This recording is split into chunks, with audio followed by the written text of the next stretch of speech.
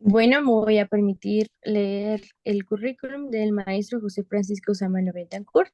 Él es licenciado en Psicología por la Universidad Autónoma de Sinaloa. Cuenta con un posgrado de especialización en el campo clínico, máster en Psicología Clínica y de la Salud por la Universidad Europea del Atlántico. Cuenta con una maestría en Nutrición Humana y Alimentos Medicinales por la Universidad Autónoma de Sinaloa.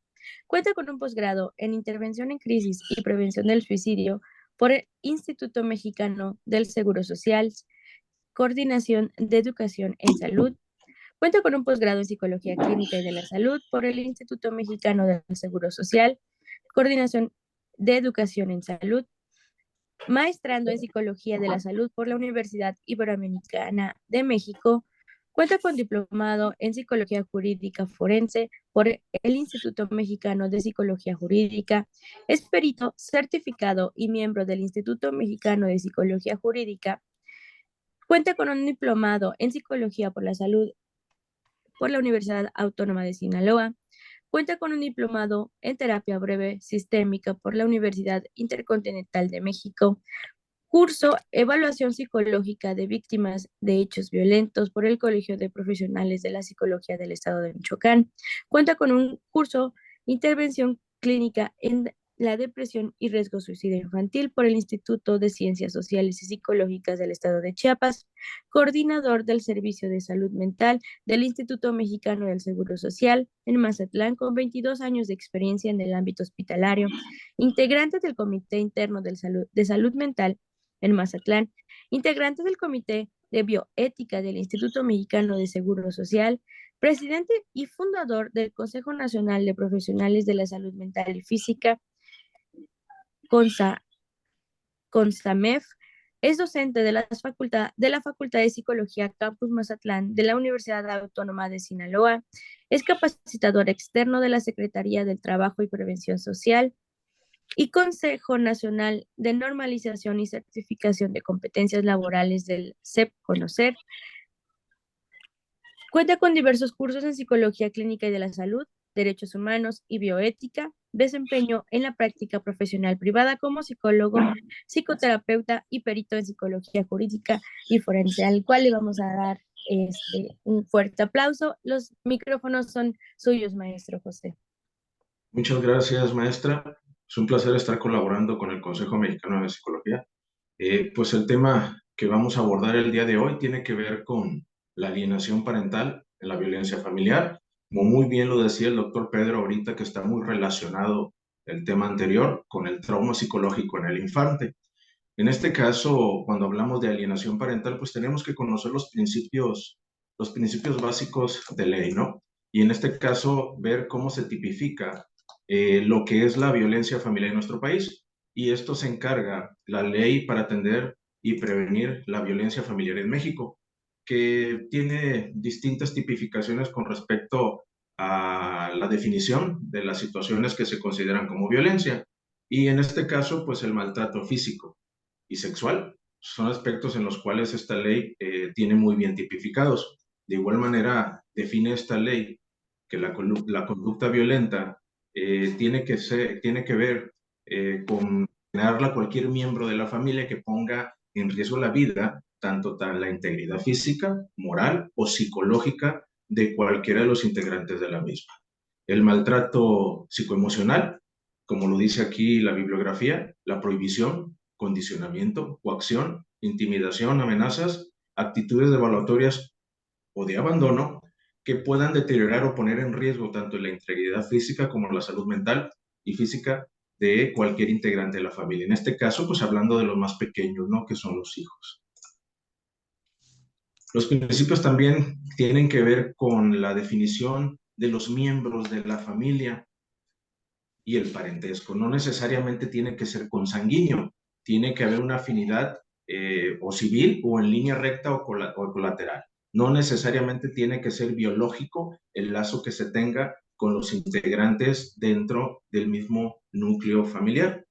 Esto es muy importante mencionarlo porque pues en nuestra cultura mexicana está muy arraigado el hecho de que en ocasiones se dan ciertos castigos físicos a los menores cuando se busca tener un correctivo, ¿no? Un correctivo disciplinario. Y la ley también marca que no se considera maltrato psicoemocional los actos que tengan que ver por objeto reprender o reconvenir adecuadamente a los menores, siempre y cuando sean realizados por los padres o tutores, y que en este caso los padres también den la autorización en la formación educativa. Es muy importante y se resalta con negritas que no sea un maltrato psicoemocional o físico. En este caso no podemos justificar los golpes, no podemos justificar las palabras altisonantes. A veces algunas metodologías que se utilizan dentro del entorno familiar o escolar que a final de cuentas generan un trauma en el menor.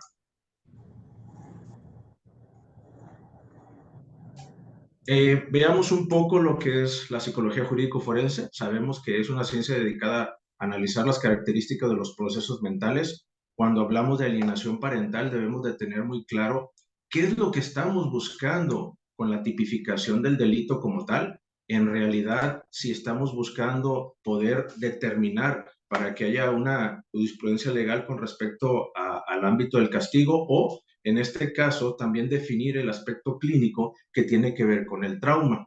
El psicólogo perito jurídico forense debe dominar aspectos de la ley, debe de conocer tanto aspectos de la salud general como en materia de salud mental, y poder utilizarlos para dar con base metodológica en evidencia la disposición con respecto a lo que se está buscando hacia la alienación parental. De esta manera, los conocimientos que se vayan a tener en el sistema jurídico van a ser importantes para que el perito en psicología jurídica pueda determinar con exactitud la situación que presenta con respecto a la alienación parental. Los campos que se deben de dominar por el perito, pues debe tener una formación, lo sabemos, que tiene que ver en el campo de la psicología, una especialización en cualquiera de los campos que la psicología aborda y lógicamente en el ámbito jurídico, tener un conocimiento de la ética, bioética en la práctica profesional para no incurrir en alguna falta que esto conlleve a malos procedimientos y que por ende a la presentación del caso esto tenga una repercusión negativa en el, ¿no? Tener un dominio del lenguaje legal en el que debe estar expresado el peritaje y esclarecer y analizar el conflicto entre el comportamiento individual y el derecho.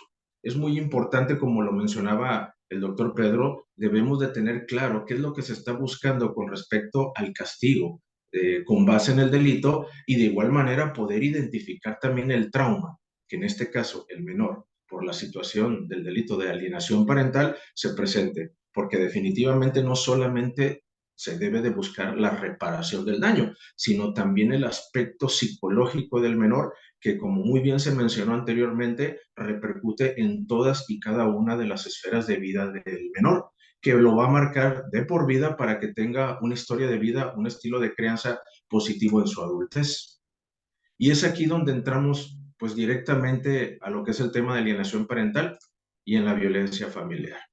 La alienación parental se considera un fenómeno familiar que se encuentra en un proceso de separación o divorcio o posterior a este, especialmente, pero no exclusivamente tiene que ser en este proceso de separación.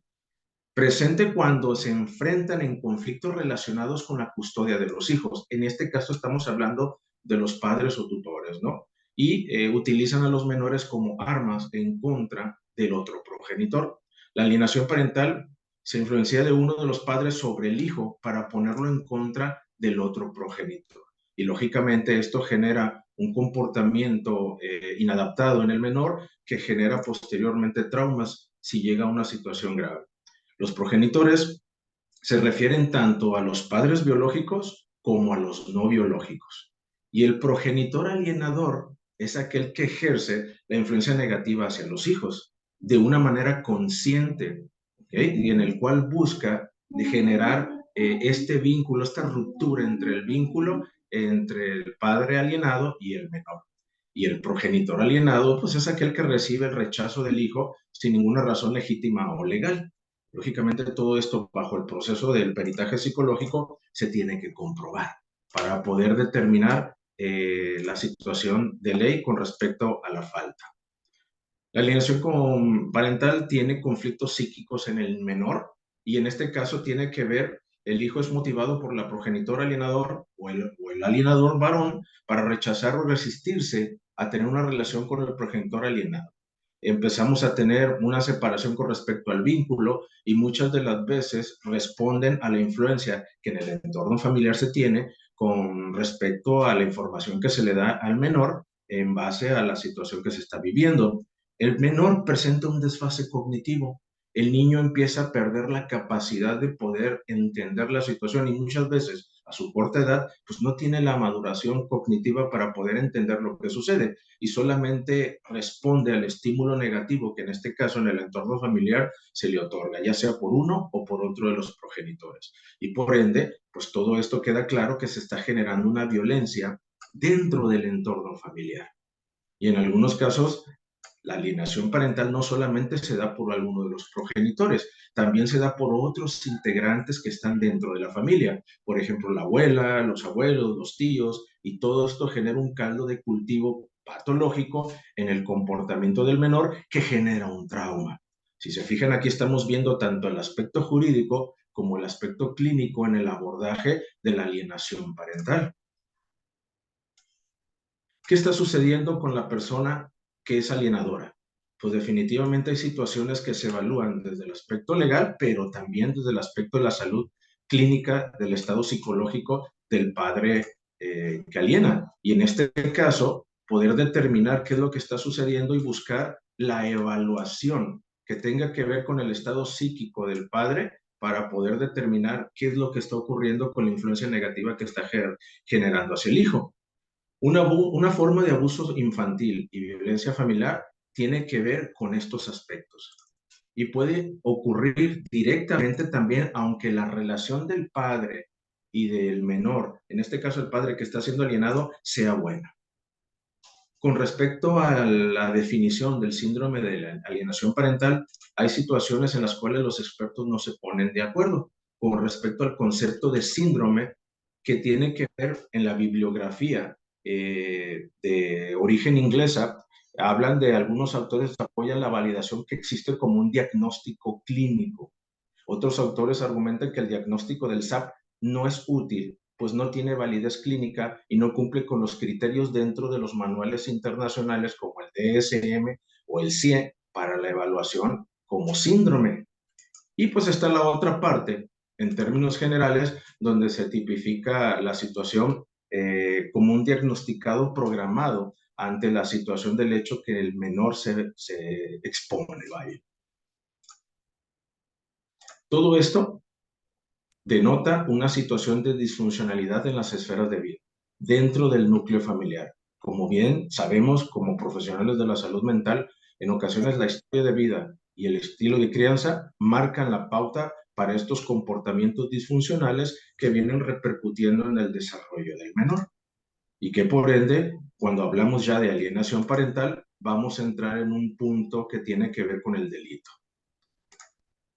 Aquí como marca Howard Gardner en el 85, en su investigación, él define el SAP como conductas observadas diagnosticables como patológicas en el menor, pero cuando hablamos de alienación parental, quitando síndrome como tal, es un fenómeno sistémico que incluye a toda la familia y el entorno social donde los niños están involucrados. La Organización Mundial de la Salud no reconoce como SAP el síndrome y en este caso, desde un aspecto jurídico, tenemos que basarnos con la evidencia científica que tenemos para que nuestro dictamen pericial psicológico tenga validez. Según Howard, el menor presenta 8 síntomas específicos en los cuales se van a manifestar, vaya la redundancia. La campaña de denigración hacia el progenitor alienado. Cuando es instaurada en el menor, automáticamente el niño o la niña lo van a reproducir ipso facto. Crítica con racionalismo frívolo. En este caso, el niño o la niña reproducen lo que los adultos instauran en él con respecto al otro padre o progenitor.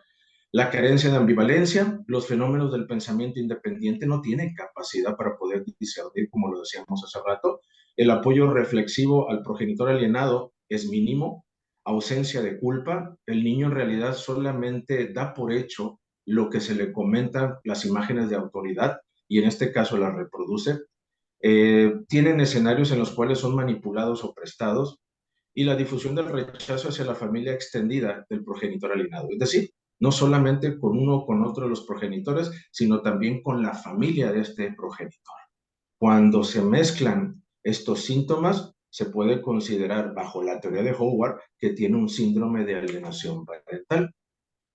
Hay una fundación, la Fundación Custodia Compartida de México, que es una asociación civil, tiene datos estadísticos en los cuales mencionan que el 98% de los presos en centros de reinserción social presentaron alienación parental.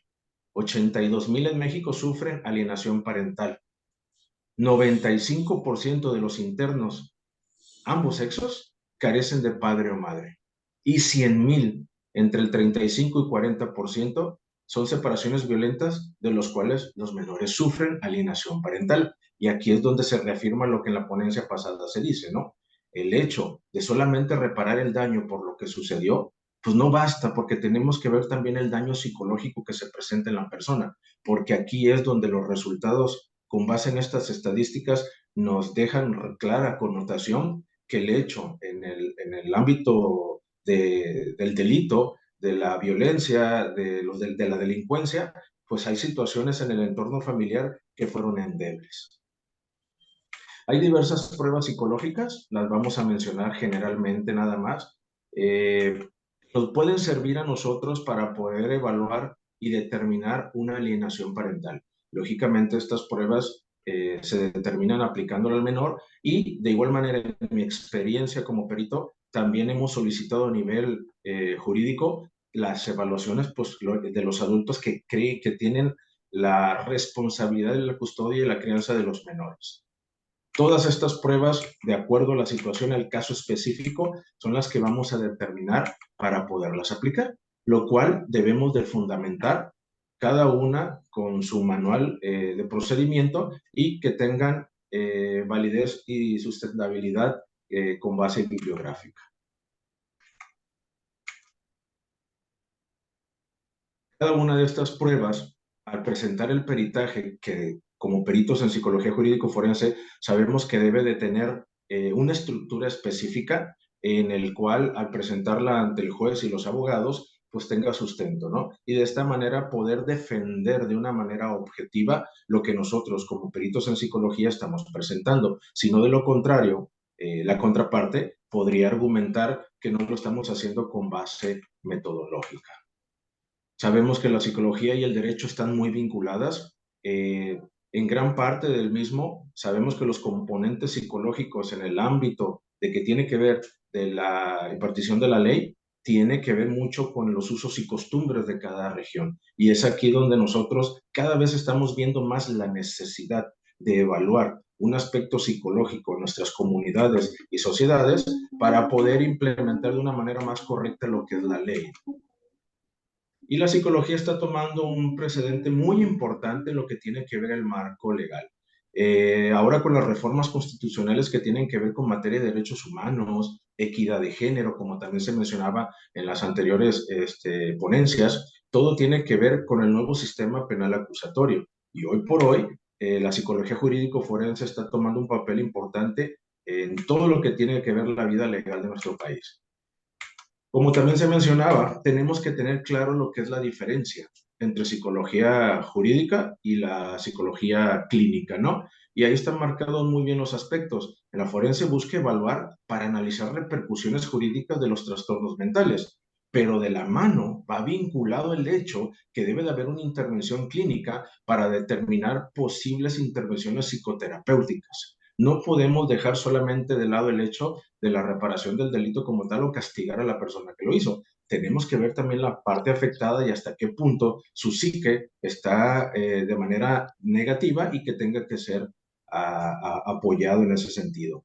El contexto del objeto de la demanda tiene que ver con una asistencia judicial o pericial y en la clínica pues es 100% la aplicación clínica como tal, ¿no? En la otra parte es el sujeto que no se presenta de forma voluntaria. Recordemos que los peritajes psicológicos son solicitados de manera legal y ahí la mayoría de las personas no están de acuerdo en la aplicación del mismo. Y en cambio en la clínica, en la mayoría de los casos, el paciente o el sujeto se presenta de forma voluntaria. Y estas son unas de las características también que podemos identificar entre la evaluación forense y la evaluación clínica.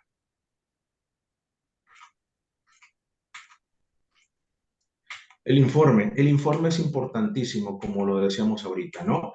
La autoría, pues, se toma en cuenta en la clínica como psicoterapeuta, en el ámbito pericial va a ser el perito, y el contenido, pues, en el primero tiene que ver el aspecto clínico para buscar la mejor intervención terapéutica para solucionar el trauma como tal o la situación del trastorno. Y el otro es un dictamen pericial referido al estado mental del sujeto en relación con el procedimiento judicial. El primero, terapéutico, el segundo tiene que ver con ámbito judicial directamente.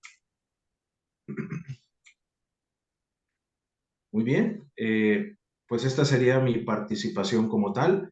Es un tema muy amplio, definitivamente el abordarlo necesitamos poder indagar profundamente la situación que tiene que ver con lo que es la alienación parental, el hecho de la violencia que se presenta en el entorno familiar y las características que tienen que ver con los usos y costumbres de cada región, de cada zona. En mi experiencia como perito me ha tocado identificar varios aspectos que definitivamente tienen que ver con la situación del trauma y que no abonan al hecho de que se condene a la persona que comete el delito, en este caso de alienación parental. Quedan muy endebles los menores y la estructura familiar se ve vulnerada totalmente en lo que tiene que ver la salud mental. Se requiere sí o sí más investigación, sí se requiere que podamos hacer válidas las leyes que tenemos ya vigentes en nuestro país, porque a final de cuentas todavía hay mucho que avanzar en esta materia que tiene que ver con la psicología jurídico-forense. Tenemos muchos avances muy positivos, tenemos muchas situaciones que hemos logrado poder posicionar como válidas en nuestro país, pero el hecho de no tener una cultura en la prevención y en la atención a la salud mental vulneran aspectos que posteriormente se ven proyectados en una situación de trauma, hablando de alienación parental. Muchas gracias. Muchísimas gracias, maestro. Aplausos virtuales. La verdad es que es un tema muy importante y que, pues, como lo vamos viendo, se van intercalando y van complementando este trabajo de psicología, ¿no?